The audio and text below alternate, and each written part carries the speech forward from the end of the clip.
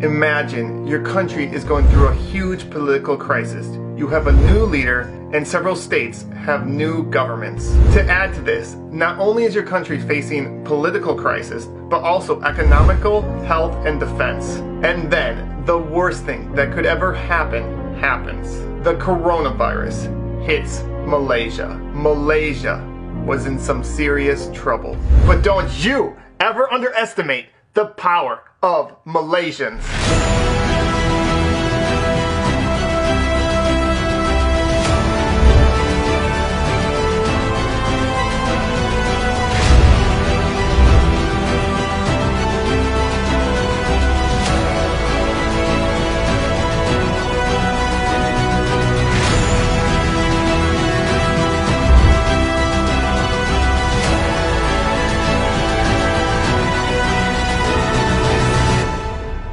Here are 15 ways that Malaysia did the impossible. Number 15, donations and volunteer organizations. So many people volunteered and so many organizations helped out. For example, Emirat provided healthcare workers with food, AC units, and raised over 3 million ringgit for medical supplies. Number 14, top doctor. Dr. Noor Hussam Abdullah has been ranked one of the top doctors in the entire world at fighting the coronavirus. And not only does he present accurate facts, he's able to do it in a way that gathers support and also keeps people calm as he does it. Number 13, the movement control order and the enhanced movement control order. These things are not easy to pull off, and it took so many people in different organizations to work together to have them work. Number 12, indirect volunteers. There are so many people that helped out and volunteered and did so many different things like food delivery. Number 11, building temporary hospitals.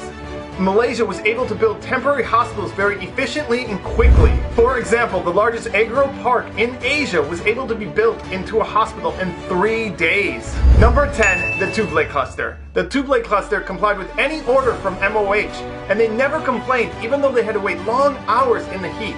Number 9, banks. Banks lent to the borrowers for 6 months. Number 8, universities. Universities allowed students to stay for free and provided them food as well. Number 7, stipends. Nearly 4 million homes received up to 1,600 ringgit. Number 6, ignoring politics. Opposition leaders came together and forgot about politics for the good of Malaysia. Now that is really cool. Number 5, protecting the most vulnerable. Malaysia did a great job in protecting those that were most vulnerable, homeless and foreign workers. They were put in public halls and provided a tent. Number 4, Malaysians returning home. Malaysians returning home from overseas were provided a free hotel, free food, and COVID-19 testing during their 2-week quarantine. Number 3, respect for frontline workers. I've never seen so much respect and love for frontline workers. It was so beautiful to see all the support Malaysians gave to the frontline workers. Number 2, fixing the PPE shortage for frontline workers. At the beginning of the crisis, there wasn't enough PPE for all the frontline workers, and so Malaysians took it onto themselves. For example, a fashion designer realized she had a skill set that could be very valuable, and so she took the initiative to organize an entire team to make PPE.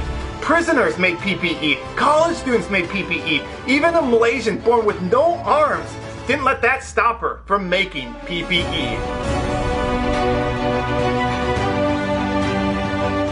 And number 1, most important, is teamwork. It didn't matter if you were a celebrity or an average person.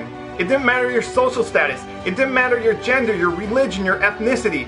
All Malaysians came together for the better of Malaysia. And that's how Malaysia was able to do the impossible, to go from a country that had 3 times more cases than any other country in Southeast Asia to now being one of the safest countries in the entire world.